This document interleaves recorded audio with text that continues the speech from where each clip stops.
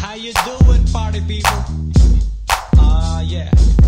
Well, this is Andrew E. once again, and I'm gonna do a song that you've never heard before. Yo. And you know what? I know you know this song, baby, from way, way back. So if you all know the song, you know what? You better sing along. Alright? Ako'y nasa Malate, alas 7 ng gabi. Nakilala ko tuloy itong magandang babae na nakabibighani sa aking mga mata. Ang di ko lang alam ay manloloko lang pala. Bumanat sa akin ng nagtuturo na siya. Hindi pa kami on upang di mahalata. Siya ay nagpayabang, nagmeme na siya daw siya sa alabang. Ako ay umakbay, mahigpit na mahigpit. Naglalaway sa paganyang hapit na hapit. Nang ako'y makalinga, di ko siya matukuan. Ubus ang aking money, di ko pa nahalikan. When the night has come, yeah, at pinatay ang ilaw. O madalas lumalabas banyo queen. Alright, second verse. Sa Cafe Adriatico ako ay inaya.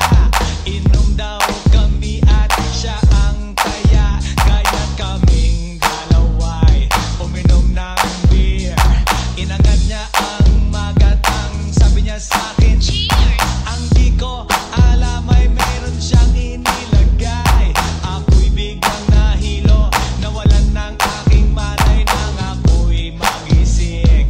Aking napansin, pangalan ng motel, Anito Inn. Kaya ang sabi ko, nako, i-split na ako. Pag nabuko ng girlfriend ko, mahirap ito. Malawala sa isip ko ang kanyang baywang. Nang nakita ko siya, naka-underwear lang. When the night has come, yeah, at pinatay ang ilaw.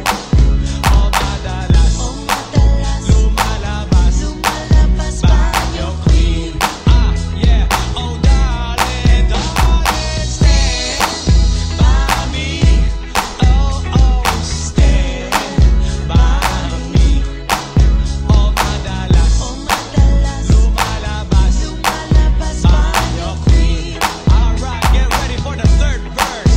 Pag kami ay nagtatawanan at nagkukwentuhan, at doon sa sofa kami ay naglalambungan. Ang ginaw, para kung nasa robonggi. Pinatay niya ang ilaw, then binuksan ang VCD. Doon sa kanyang kama, kami ay nahiga. Ako ay nagulat at ako'y nabigla. Ako'y nanginginig, pawis na pawis. Tinutok ko, pinasok ko, and boy, walang the place. At ang sabi niya sa'kin,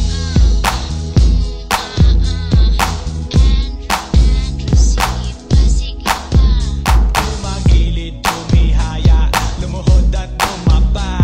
Nang matapos na kami, ang sabi niya,